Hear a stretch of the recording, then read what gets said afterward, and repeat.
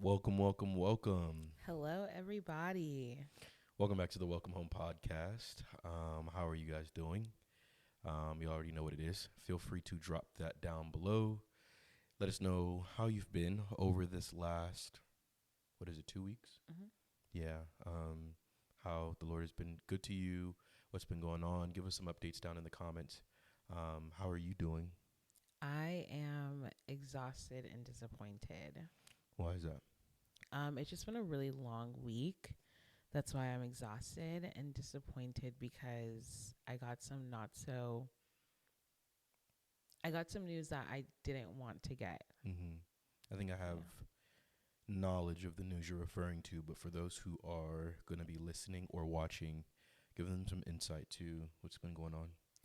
I applied for a Sephora squad, I think maybe like 2 months ago. And yesterday I found out that I didn't get in. So Yeah. I was really hoping that it would be different news, hmm that it would be a testimony on the podcast, but it's just not in God's timing. Yeah. So yeah. Yeah. I think it's there'll come a time where you'll be able to testify to something like that or to that particular thing. But even in the midst of all of it, God is still good, He is. and there's probably a reason for it. And so we're just going to trust him in that regard. Do you want to give insight to why the week has been long for you? Um I'm just mentally, emotionally, physically just tired. Like a lot has been going on, and I think I've just like hit that place in the season where I can truly say, God, I'm exhausted. Like I can't do anything else. Mm-hmm. Like I'll show up, but Yeah. I'm just tired. Yeah. So would you say it's a culmination of just, different things that we've been going through? Um, what would you say it's a result of?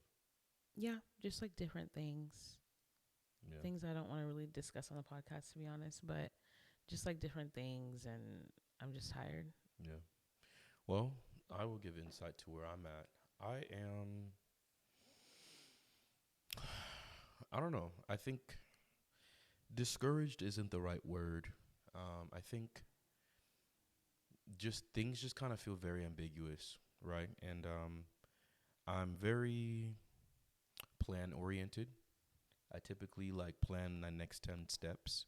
And I feel like I've gotten to that place where I've exhausted all 10, and then the spare 2 or 3 steps that I'll put in my back pocket also have been exercised. Um, as you guys know that have been keeping up for all of these episodes in this season, we've been in a very faith required season. And, to my wife's point, I think it's just like getting to that point where it's like, dang, like, what the heck is actually going on? Um, yeah. I guess, this episode is going to be a little different because it is part one of the season finale. This is episode 14, which I think we can give, not even think, I know we can give God glory for that. We, I believe, heard from the Lord to start this podcast, and He's given us the grace to be able to do so far 14 episodes and near the end of season one. So that is a good thing to be grateful to God for. And there's so much more to be grateful to God for. But I think in this episode, definitely want to give insight to the aspects of the faith and the part of the walk that isn't glitz and glam and isn't always the easiest. And so, yeah, this episode is going to be different for different reasons, but that's one of them. Um, Going back to how I've been, I had plans with regards to an opportunity that I thought it was the Lord, quite frankly, and it didn't work out. And I've been presented some other opportunities. In all candor, since this is going to be part one of the season finale, you guys won't know a lot between now and next season. One of the opportunities that I've been presented is an opportunity to get into full-time ministry. And, the opportunity is an interesting one, to say the least, but it's so ambiguous, this it being offered at this point in the season. And then just different things like I believe I've heard the Lord speak to me about certain things that I expected to be happening around this time, and then I was just, since it's not, at least to my knowledge, happening, it's just been like, did I hear correctly? Am I tripping? You know. Um, but yeah, I don't want to like sulk or anything, but just been really discouraged as of lately. So yeah, I feel you. yeah. Yeah. I'm so sorry. I was on live earlier today, and for the first time ever, I was on TikTok live. For the first time ever, I couldn't encourage the girls. Like, Mhm. I couldn't do it. I genuinely don't have it in me. I I have to call in reinforcements. I have called in reinforcements this week. Just telling my praying partners, my girlfriends, like, I need help. I need y'all to be praying because where I'm at, it could be a very slippery slope elsewhere. So, um, I am holding on so tight to the truth that is God is good regardless of the situation. Um, I am just kind of feeling like where is he in the situation, to be honest. Mhm. So I get where your head space is at. Yeah, yeah. We were at a Bible study yesterday, our church's Bible study, and we had like a I guess a big dog pastor. Our church is a part of an organization. I won't disclose the organization, but for those who know us, you know what we're talking about. And anyways, he came down, and I thought the Bible study was very profound. But I asked him a question. I asked him, "How do you hear the voice of the Lord in the wilderness?" And wow, it's actually escaping me what he said. He said, he started off by saying sometimes there are seasons where God is silent. Yeah, that's what it is. And I think like he mentioned two people. I want to say one of them was like Moses. Yeah, and he also mentioned Christ. He also mentioned Christ. Yeah, where like God spoke to, I want to say Moses, I could be wrong. God spoke to Moses, like, no, it was Jonathan. Mm-hmm. God spoke to Jonathan at 17, and then he didn't. David. David Mm-hmm. at 17, and then he didn't speak to him like for another like 15 plus years later. Mm-hmm. And in that season, he's basically testing you and growing you for the more, the Mm-hmm. better, his glory. Um, and in that moment, I was just like, I was so wrecked. Mm-hmm. But then I was also thinking, like, you didn't speak for 10 years.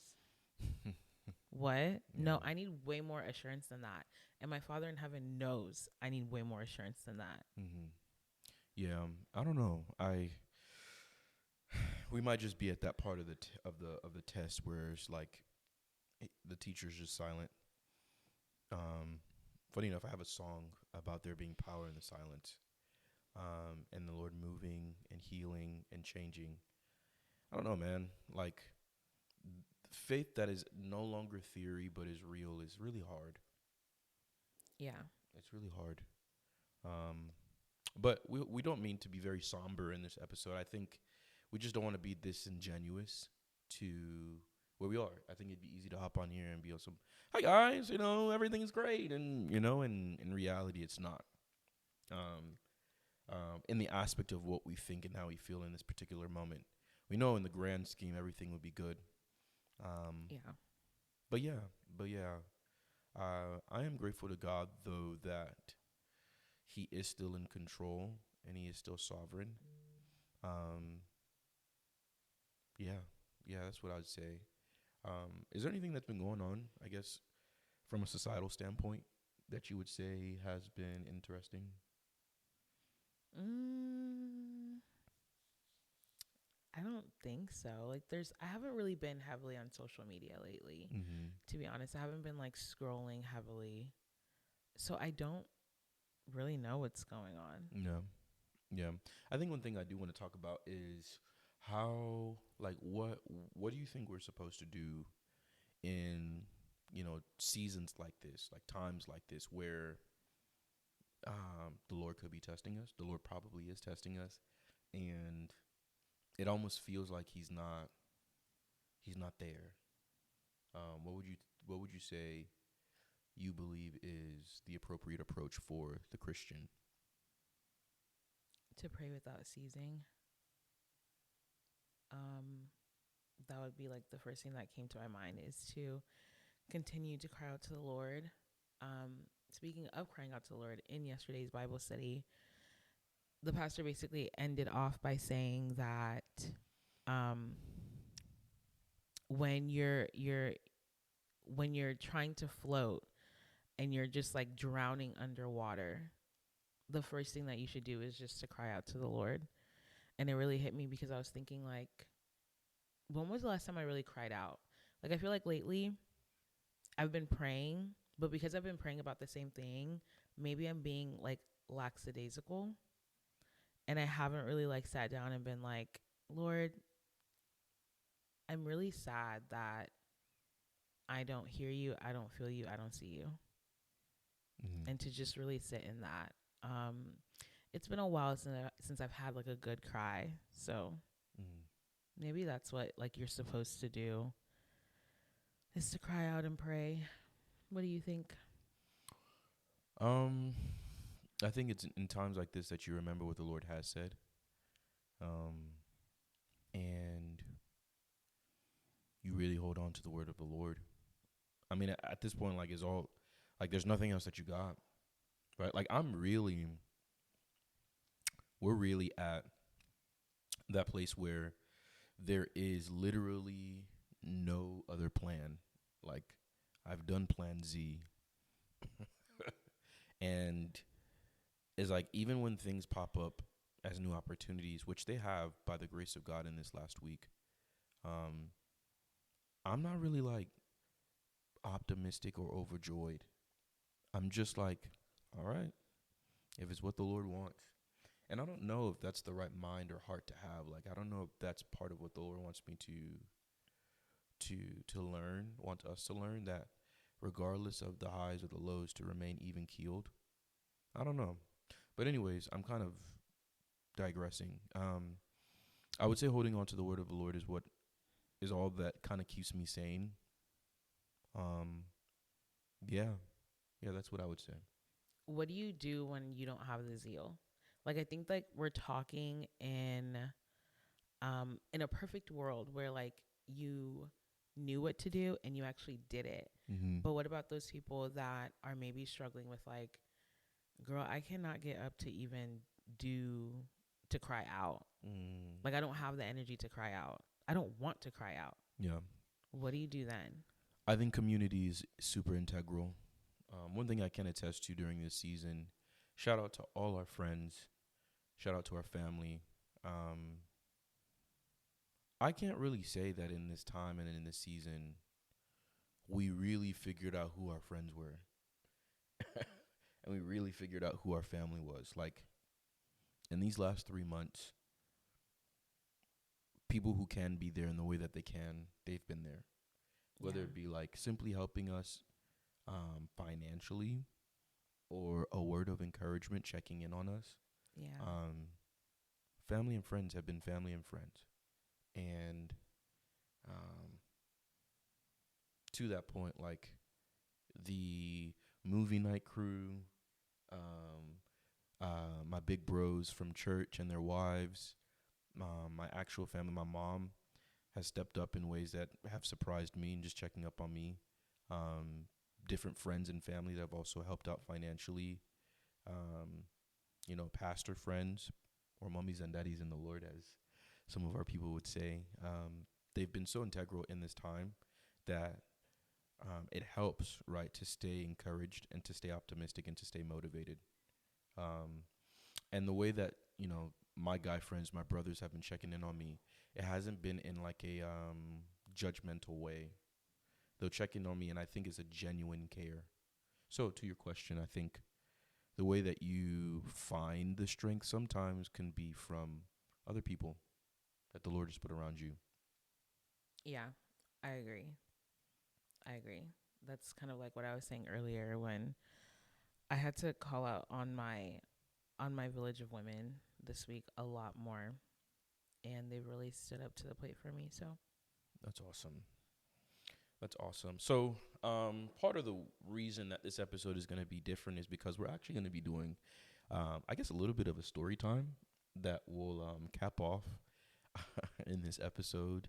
Um, but before we get into those details, as I've mentioned, this is part one of the season one season finale. And we've been having conversations about how we want to progress during this quote unquote off season or off time from the podcast to kind of grow and let the Lord teach us and, go through transitionary periods that I believe the Lord is preparing us for. And one of the things that we've been talking about as it relates to the platform or the channel is what we want to do during this off time, right? We've tossed out the idea of maybe potentially getting into vlogging, our lives together, right? And the different things that we'll do. I think a lot of the times what I've learned in my journey on YouTube is people will say that their lives are too boring to document. But I've realized that we actually do a lot of stuff. Like in this last month, we traveled a lot.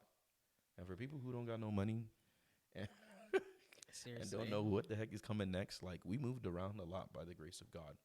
But we thought about vlogging. We've thought out different ideas in terms of different engaging things that we can do. But we're ultimately bringing this up. I'm ultimately bringing this up because we want y'all's insight as to what do y'all want to see from us while we're off season from the podcast.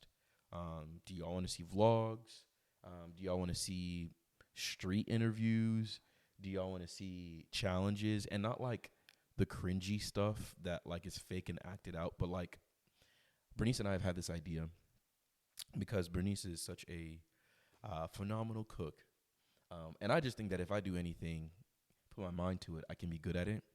We've had this idea that I proposed to her, which was we cook the same dish, so same appetizer, entree, and dessert, and then, or I guess the same entree, but as far as like appetizer, no, it would have to be the same food. Anyways, we would cook the same dishes, and then we would have maybe some friends or some family come and not tell them who cooked what, and have them try it and see who won. Things like that, right? And in the process of cooking, maybe a story time or speaking to something. But anyways, it's kind of a little long-winded. We would love to hear y'all's thoughts in terms of what you would love to see while the podcast is off season. I don't know if you have anything to add to that. no, just let us know. Yeah, drop it down in the comments down below. And we're really, really serious about this because we were thinking, let's take a break off of YouTube and the podcast, which we're definitely going to do as it relates to the podcast. But we want to keep growing, right? Keep growing the platform, keep growing the audience, keep spreading the good news and the gospel, keep continuing the goal to be authentic and relatable. And so just finding different ways to do that. So yeah, feel free to drop in the comments down below what y'all would love to see, and we would definitely take it into consideration. Yeah, but I'm going to throw it your way to go ahead and kick us off for, I guess, this unique episode or this story time. Our story time today is talking about how we met. Yeah. I don't know why. I feel like we're not as, no, I do know why. But I feel like we need to lighten up a little bit. I'm sorry, y'all. This is as much as energy as you're going to get from me today. Mm. It's also like 10 p.m. and y'all know how I feel about late night posting. Mm-hmm. I'm tired. I'm sleepy. It's been a long day. I literally need to like go to bed and wake up in 2025. Okay. Like that's how I feel. So I guess if you're watching this or listening to this, listen to this when you're on a plane or on a train, or watch this in bed with some ice cream or something. Maybe it'll give it that more of a cozy feel. But okay. How we met. Might I add, we're talking about this because some, I guess, snippets of our previous episodes had done well on different platforms, and there was a common request to figure out and find out, how did y'all two even meet, right? So we figured, why not start off the season finale with this story time? And yeah, so from your vantage point, how would you say that we met? What were you doing before you met me, what was life like before you met me? And yeah. Life before I met you. So I graduated high school, and You want to tell the I year? 2015. Oh, okay. I'm a young chick, Oh, okay. so I have no shame. Mm-hmm. It honestly doesn't even matter when you graduate high school, because some people graduate high school when they're like 30, GED. Who's doing that? Oh, Exactly. okay. So, I mean, I'll tell you 2015, but that doesn't mean you know my age. Anyways, graduated high school 2015, went to Lubbock. How did you How did you get to Lubbock? Let's start that far back. I applied. Yeah, I know, but were you always wanting to go to Texas Tech, or I remember you telling me a story in terms of, yeah, did you always want to go to Texas Tech? I think so. Oh, brother. What story did I tell you? Oh man, if we're gonna do the story time, it's got to be interesting. What story did I tell you? You told me that you applied to Texas Tech last minute, and you almost didn't even go, and you got accepted last minute, and then you went out there with your dad for orientation. That is not interesting. Yes, but you got to give these details that lead to the. Oh, brother. Okay, continue telling your story. So I graduated high school, and then I applied to Texas Tech at the end of the summer. I got enrolled into Texas Tech. I went out for orientation, and then I started school. Like, it's really not that interesting. The art of storytelling.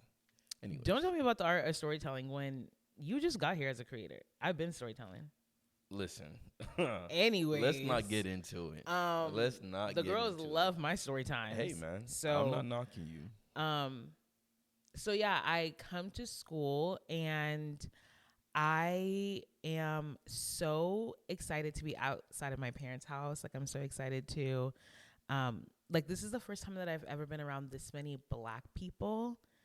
I grew up in a predominantly white area. Suburbia.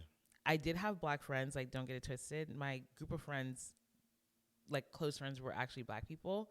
But this is the first time, and my suburban Black girls will understand what I'm saying. This is the first time I've been around this many Black men that are giving me attention. In high school, I had like a longtime boyfriend, so I didn't really have to I didn't really struggle in that department. But the selection was few. I was called darky. I wasn't your stereotypical like Black girl. Like, I didn't fit the mold. So there was a little part of me in high school where I was like, dang, like, I don't think guys like me. Up until I got to college, and I was like, no, I'm hot. Like, that's so crazy. And so I was boy crazy all freshman year, really, up until the Lord Jesus Christ came into my life, and there was no boy in sight anymore. So that was my freshman year. I had lots of quote unquote fun, like worldly fun. I did all the things, really. Sometimes, no, I'm not going to say that. I was in the world. Let me just say that. You need to say what it is. Sometimes people have these like crazy college stories, and I think to myself, I used to think to myself, darn, I only really have like maybe like a year and a half's worth of content. Meanwhile, people have like 4 or 5 years. There's a reason that it was 4 or 5 of college content, and I'm that just it like, was 4, but they were there for 5, 6, 7. Listen, Anyways. I wish that I could tell the stories of like my crazy college days. No, it wasn't that. So then I finish off my freshman year, and I start sophomore year. Go ahead, because sophomore year is whenever you started your life. Okay. Wait, no, you got to tell me right up until you meet me, and then I'll take it off, and I'll go from where I went. So you start sophomore year? No. I start sophomore year, and I don't know you. You have to now start. Why because that's when you started living my sophomore year. Okay, but I need you to tell me from like right up until the moment you saw me. Okay, and then they I'll need cut to it hear off. that. Yeah. Okay, so here's the thing. Second semester of my freshman year of college, one of my really close friends at the time, Fian, invites me to his church. And I had been running away from going to this church with him specifically for the longest time. And one Sunday he was like, I'm downstairs, come, we're going to church. And I was like, you know what? I have been wanting to grow my relationship with Christ. Let me do it. I go the first time and I'm like, this is crazy. I don't ever want to go again. I don't know how he convinced me to go the second time, but the second time I go, I'm like, oh my gosh, I think this thing is real. Like, I think God is here. Third time I go, I give my life to Christ and I'm all in. And God is so kind that he surrounded me with people that, you know, it's second semester. So like, we're going to go to like summer and I won't be at school until August. And so that entire summer, he surrounds me with people that like really rally around me and want to see me grow and want to make sure that I am still in my word. I'm still, you know, just about Jesus. And so, second semester rolls around and then they're like, what ministry do you want to join? Or my second year of college rolls around and they asked me, what ministry do you want to join? At the time, there was only one ministry. Like, there was only literally choir. And so wait, so why would they ask you what the one ministry in the church, what ministry do you want to join? I don't know. They said, where do you want to serve? And it was either like choir or media. And media was like setting up microphones and stuff. I was like, definitely not that. Like, I think I can sing. And so they were like, the more the merrier. Come on down. Like, you don't need a voice to sing to the Lord. Like, you just need a heart. And so I said, yeah, absolutely, choir. This is the first time I had ever done anything like church related. Like, I'd never served in church before. Really? No. I never put that together. Yeah, no, I'd never served in church before. I mean, like, I was in like a youth program, but we didn't do anything like prior to. Okay. And so I think this was like, I think the first Sunday I don't join because I was at Welcome Week. One leg in and one leg out. Okay. I was at Welcome Week. So like, I don't go to choir practice. Come the second Sunday, they were like, Bernice, you got to come to choir practice this Saturday. And so I drive my little car to choir practice. I get there and a lot of these people, like, I already know, I'm cool with. I sit next to this one girl at the time. We're cool. Okay. I told you we were cool. Okay. And so like, me and her are chopping it up, giggling, laughing. I'm like, this is choir. Like, this is so nice. Mind you, we haven't even sang yet. We haven't even done Bernice, you're an alto, soprano, tenor. We haven't done any of that yet. So I'm thinking like, this is like such a fun little hangout. And then this guy walks in, like skinny, lanky, emphasis on skinny and lanky, big head, big head. And he walks in and he's like, hey guys.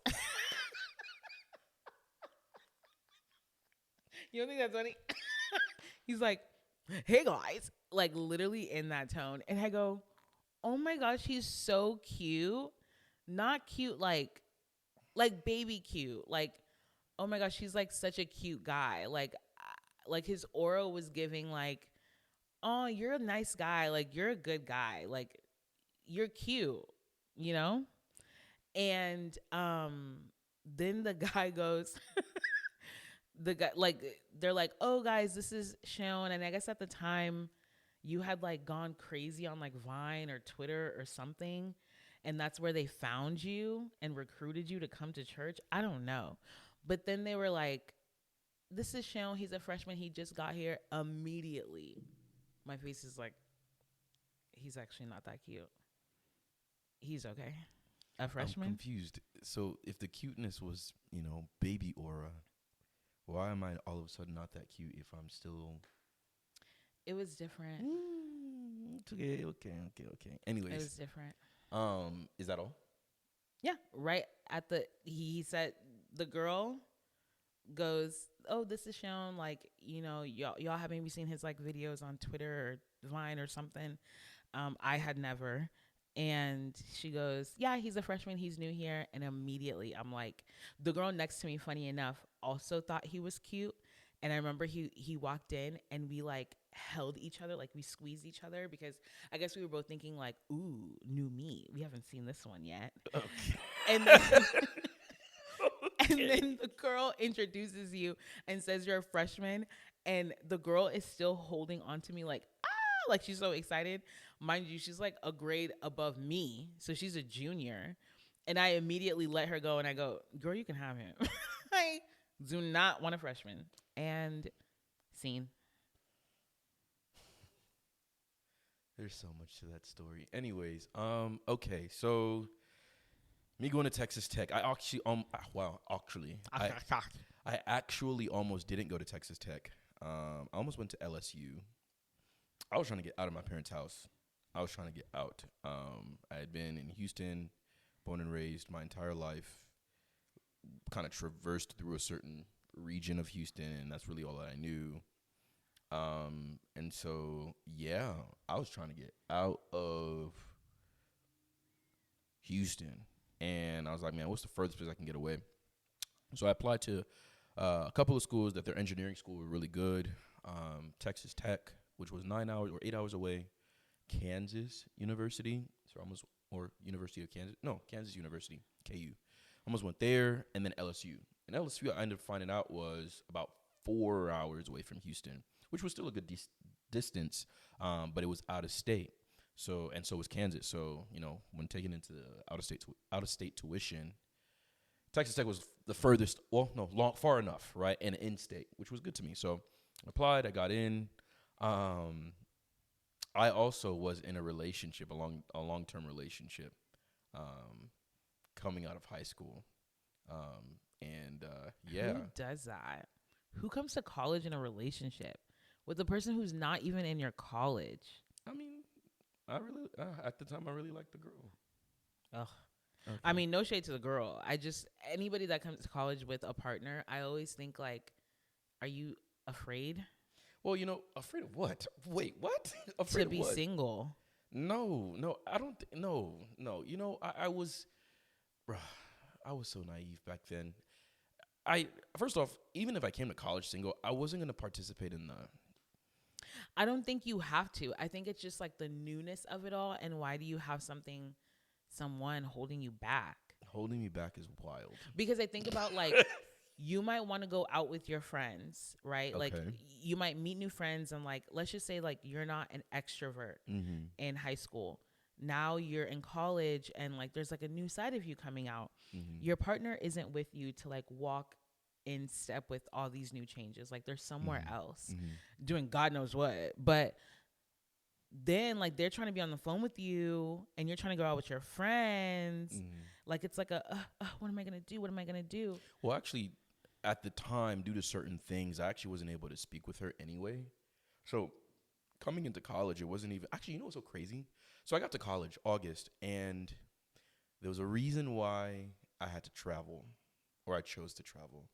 But I go and I see her for a week. So all of welcome week, my freshman year, I wasn't in college. Boo. Yeah, I touched down the week before, and I had already planned to fly out the next week. And so I flew out.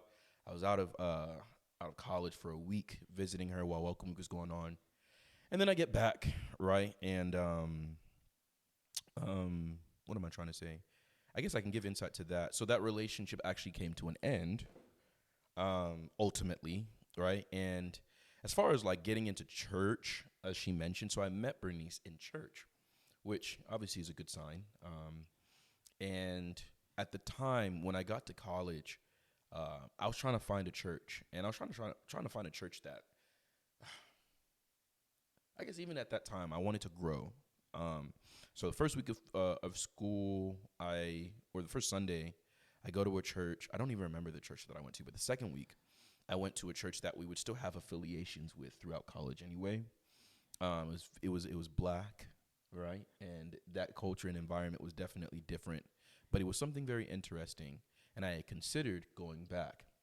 But before I went back, Fiend's a homie of ours. Used to be the Three Amigos, and then we made him No, it mad? used to be a duo, and then you interjected. If you call it interjection, It sir. was it was Fian and I, and Fian. If you see this, you'll correct him. Used to be Fian and I, and then Fian would just always bring you around. Mm. And I would be. I remember this one night where like Fian came over, and I thought like Fian and I were close. Like we did a lot of things, just him and I. And he was like the only guy friend that I really like trusted. Like wasn't gonna try any funny business with me. And he would just always bring you around, and I'm like, why is this man here? Mm. Mind you, he's a freshman, and Fian and I are not. Yeah, So I think a lot of it. hierarchy. I think a lot of it was because a lot of my guy friends were going out to parties, and y'all weren't going out to parties at that Oh time. yeah. So it was like, hey, bro, what are you doing tonight? And he's like, bro, I'm just chilling with Bernice. I was like, okay, cool. And he would invite me. There did come a point where I was like, oh, let me come kick it with y'all. But initially, he would invite me because I don't know y'all. What the freak? I don't need to come to y'all and hang out with y'all. He's too friendly. Too friendly. Anyways, so yeah, so third week he invites me to the church we would ultimately go to. Funny enough, the church that we just recently went back to visit. And that Sunday was also funny because I'd gone with a good friend of mine, and while worship was going on, while praise and worship was going on, I was singing. I so happened to sit behind the pastor's wife. And so while worship is going on, I'm, worshiping the Lord. As it finishes, he tells me, um, you know, this lady is probably going to ask you to join the choir after church.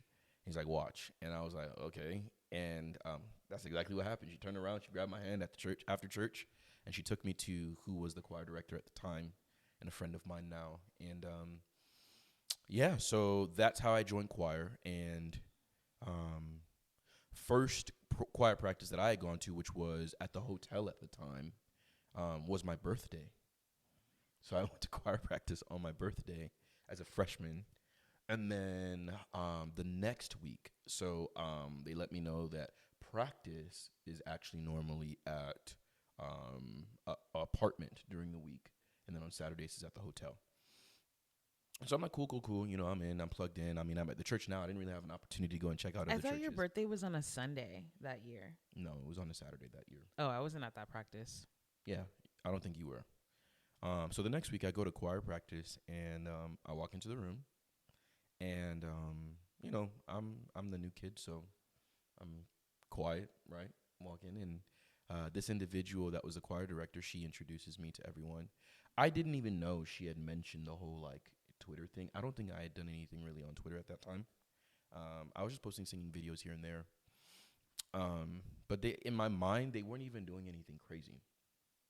But I guess we're in Texas, so things move laterally in Texas. And so, yeah, you know what's so funny? I remember meeting Bernice when I walk in vaguely. Like, you just see a whole bunch of new faces. So you're just like, oh, okay. Hi, everyone. And yeah, that was it. So I would say my first true interaction with Bernice was I needed a ride home either from this practice or from a practice shortly after that. And she was one of the kids driving a car on campus. So she was bubbly. She's bubbly now. She was bubbly then. And she was like, yeah, I'll take you home. And yeah, that's how we met. Let me see how much time it is. 6 minutes. Okay. So I guess let's get into the story of how things progress from friendship to romantics. Okay. We might have two differencing stories. Okay. But like we kept on saying, we hung out a lot with Fiend, and we were like the three amigos. We would like go out to eat together, hang out at the library together. It was just like I felt safe with them. I felt comfortable with them. I felt like I didn't have to like be on at all times with them. Like it was just a good time. And then I don't really know where the shift started to happen. Maybe Fiend like started like liking a girl. So yes, he did start liking a girl. And I remember. Oh. And so he like wouldn't like hang out with me anymore. And at the time, honestly and truly, I didn't really have a lot of friends because I had given my life to Christ. And so the friends that I did have before the hand were still like in the world, quote unquote. No, not quote unquote. They were in the world. And so I kind of just like distanced myself. And then in this new church, I didn't really know where I belonged just yet. So Fiend was just my go-to guy. And so whenever he decided to date somebody, I was like, okay, well, Sean, do you want to hang out? And so and so then it went from a duo to a trio, back to a duo. And the duo was now Sean and I. And we went on like car rides together at night. We would have parked car conversations for hours. I would take him to get his haircut. I would spend That just brought back a memory. I would spend all my like dining bucks from school on him. All is kind of wild. All is kind of wild. All. No. Let's not do that. And at the time, it was a free for all for everybody because I cooked. So I would cook at home. I really didn't need dining bucks, but because I still lived on campus and like the apartment living style, I had all these dining bucks. So anytime he would literally see me, he would be like, "You want to give me Chick-fil-A?" And I did. It's not every single time now. It's okay. You didn't have resources, but I did. I did have resources. I had the highest meal plan. And you finished I it. was just a growing boy. That's all it was. You were a growing boy. Okay. So then, yeah, it just became a duo. And I think when you spend so much time with one person of the opposite sex, now you could have a difference of opinion. I think that one person has to catch feelings. Yeah, I would definitely agree that it's impossible for guy and girls to be friends platonically. I don't want to go as far as to say that. No, I would say that. I don't know about that. I've had guy friends. Whoever wants to, You've had a crush on all your female friends? No. But if I didn't have a crush on them, one of them had a crush on me. It's just as simple. Yeah, I don't think that's the like maybe generally, but I personally didn't think that. And at the time, I had a lot of guy friends. I don't think that any of them had a crush on me. I don't. Brother. But that's a story for another day. With that being said, we just spent a whole lot of time together, and it was like intentional time. Like we wouldn't just like sit down and like we wouldn't have the park car conversation and just like talk about life aimlessly. I think we were inquisitive about each other. Yes. Like he really wanted to know me behind the personality. He really wanted to know me like growing up and my family. Like he was really inquisitive about just knowing the real me. Mm-hmm. Certain aspects of myself that like I wouldn't even ask myself. Like I would not think about, why is it the way that I think that way? But he would. And so, do you want to speak on that a little? Yeah. I mean, one thing I want to stress is Bernice and I, in the duration of all of this, were genuine friends. Like, so much to the point where, like, she had her own love interest and I had mine as this is happening. Oh, yes. And I would tell him about mine. Yeah. Do not tell your guy friends about your escapades, guys. I didn't tell her about anything that I did with any girl. Oh, you didn't have to tell me. I would just drop you off there. Man. Anyways, yeah, so that's just to speak to the fact that like we were genuine friends. I think, outside of everything, it was just like I'm the type of person that like I'm really introspective. Funny enough, we were having a conversation about it today, and I just think a lot. I think so much. And so when Bernice is this bubbly, charismatic person, publicly and in social circles that I get to hang out with, right? And I don't want to be caught up in like, that's cool. You can do that with everybody. But if we're going to be friends, like, I want to know you, right? And so and I think she was intriguing in that regard. So, I would just, it'd be easy. Like, if I'm going to get this girl to get me some food, let's make the time worthwhile. So let's talk, right? Let's get to know each other. So you're And a user. no. It's not even. I literally just said if I'm gonna get food, let's make the time worthwhile. Let's talk, right? It wasn't just to like, and it wasn't even every single time that you took me out on late nights that we got food. It was literally a lot of times. It was just let's drive, let's talk. I'm bored. No, I'm more just saying like if I saw you on campus Mm-hmm. and you saw me on campus, it'd be like, what are you finna get into? And I'd be like, nothing. I'm going to class. Oh, do you want to give me Chick-fil-A? Anyways, to talk about the how we got to know each other more and more in friendship, I think a lot of that was just being intrigued by the person that Bernice was.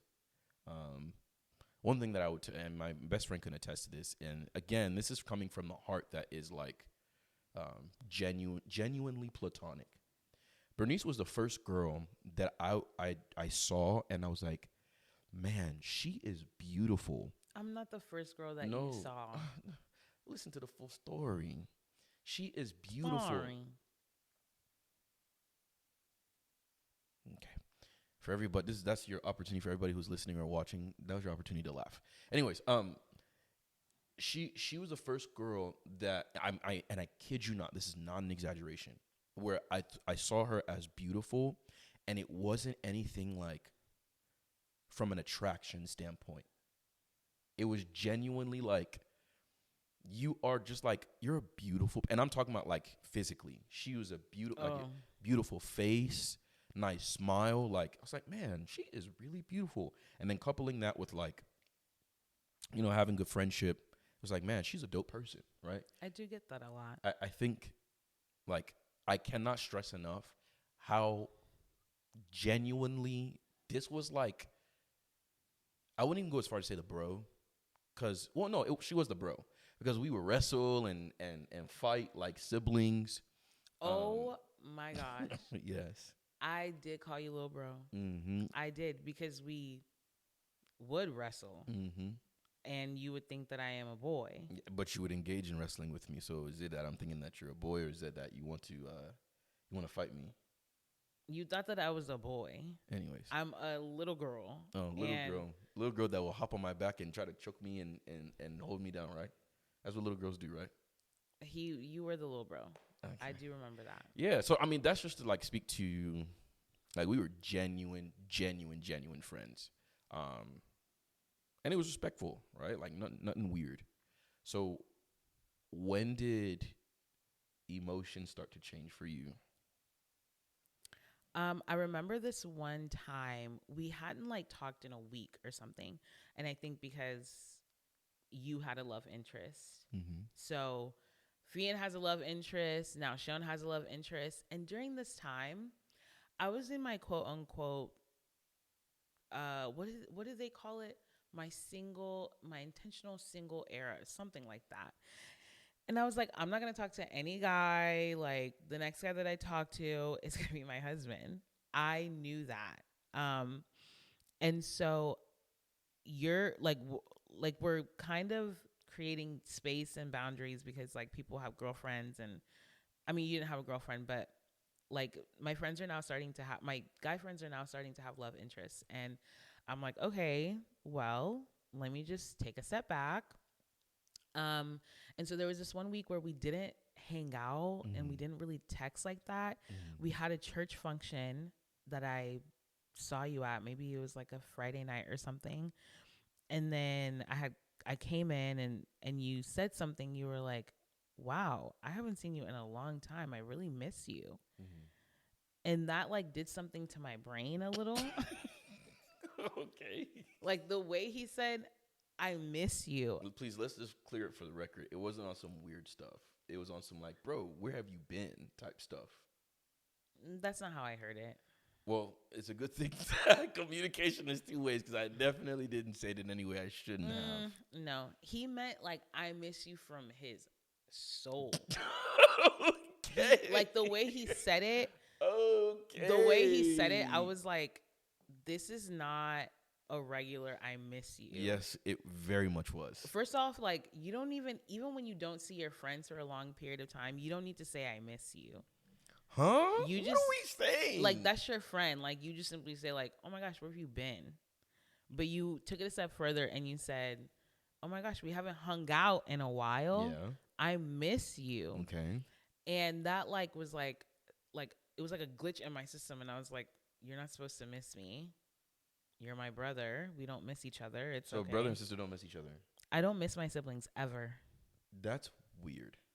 And you want to know why I don't miss my 'Cause siblings? you talk to them.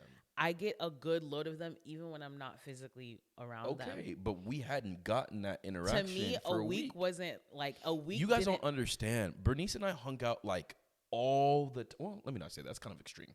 But we hung out a lot, right? Like if it was with Fiend, if it wasn't with Fiend, we were at church. If it wasn't at church, then we'll hang out was having conversations late at night, social function on campus, seeing each other in the middle of the day randomly, like I got a large dosage of Bernice, right? So and because not seeing her because for a whole week was like, dog, what the freak? Where have you been? And it's not a. he Might didn't I add? say no dog. No, he didn't might say I no add? bro. Might I add? It's not something I realized until I saw her. Like And the week that's had why- gone, and I had been living my life and doing whatever I was doing, and then I see her at this prayer night, and I'm like, what the heck? Where have you been? But I think that's like the difference between you and me. A week wasn't enough for me to like miss him for real. Like a week was like, it was okay. Maybe 2 weeks would have been like, oh, where's my friend? But a week wasn't enough for me to be like, I miss you. And during that week, like we didn't really like interact like that for real. So to me, when I saw him, I was just kind of like, oh, hey. And when he said, I miss you, I was like, we're not supposed to miss each other. We don't do that. We were also just not really like, we were literally platonic. It was brother and sister. It was not any lovey-dovey situation ever. But I do, we say that, but we got to a place where we would be like, love you, bye. Who started that? I don't think it was me. You don't. Nicia. Because even in like platonic, maybe it was me because I do remember like saying that to Fiend and he'd be like, ew, don't say that to me. And I think maybe like that's how it started. Like I knew that he hated when I told him I loved him, but I was like, I genuinely do love you. And so then I just started saying it to you too. But anyways, he said, I miss you. And like something felt different about it. But as the night progressed, right, like I'm thinking about it and I'm like, friends don't miss each other. Like that's so weird. Bro, it wasn't that deep, bro. But I also had this thing where I thought everybody had a crush on me. You couldn't tell me anything. Like I don't know where I do know where I became insecure, but there was a point in time in college where I just really knew and believed and thought that I was that girl. And so naturally I was like, this guy has a crush on me, which makes sense because I'm great. Like, duh. And so I'm thinking about that during the prayer night. And then I remember this one instance where I'm like, do you want to ride home? And I'm thinking, oh, this is a great time for us to like catch up or whatever. And he goes, no, I'm going to go hang out with X, Y, and Z. And immediately I was like, no, he doesn't have a crush on me. And it's okay. Because I don't have a crush on him either. So, that was a, like, thank God that's over with. I thought it was going to be awkward. And then there was another time you came over to like hang out. We were watching a movie and the air was thick. The lights were low. What does that even mean? Please tell this story correctly. The people that know. It's not even what you guys are thinking. Please. I'm not even done. Go ahead and continue. The air was thick. The lights were low. We're watching this movie. And in any other situation with any other person, like something could have happened. Like you could have tried to kiss me. No. And, you say that until. I mean, not now. Not now. No, just wait until a couple weeks later. Anyways. And he just goes, in a moment where I feel like a guy could have tried to take advantage of the situation. Um, and I didn't think that he ever would, just because nothing had happened. We're platonic. I'm not even thinking about anything. He's talking to somebody. Um, and I say I'm in my single season, but there's a guy that I'm looking at and I'm like, maybe. But it's nothing like serious. And in a situation where he could have taken advantage that night, um, he didn't. He was like, I really believe that we should invite the Lord in this presence. And we had never had an interaction like that. Why do you want to invite the Lord here? Not that it's a bad thing. I was just like, this is really a moody atmosphere. Like, so many things could happen. Not that I wanted anything to happen, but I'm saying, like, I was shocked that he was like, I think that we should invite the Holy Spirit here. And he like puts on worship music and he's worshiping. I'm worshiping. There's prayer going on. And then that was our night. That was our night. And I remember just feeling like so respected and loved in a way that I've never experienced with the opposite sex before. Like, I was worthy of just being in a space of worship. I didn't get touched. I wasn't pressed up on. Like, it was just such a oh my gosh, like, I think that this is what love feels like. And I remember the next day I called my best friend and I was like, girl, I think I found my husband. And to be very honest, she was like, that man is not your husband. And I was like, yeah, you're right. He's probably not. But like, a husband like him would be so amazing. And then I told her what had happened. And she was like, okay, cool. And you can catch the continuation of this episode in our part 2 of the season finale. Y'all already know what it is. We appreciate you guys tuning in. We thank you guys so much for watching up until this point. Y'all know where to catch us on Apple Podcast, Spotify Podcast, or if you are a viewer on YouTube as well.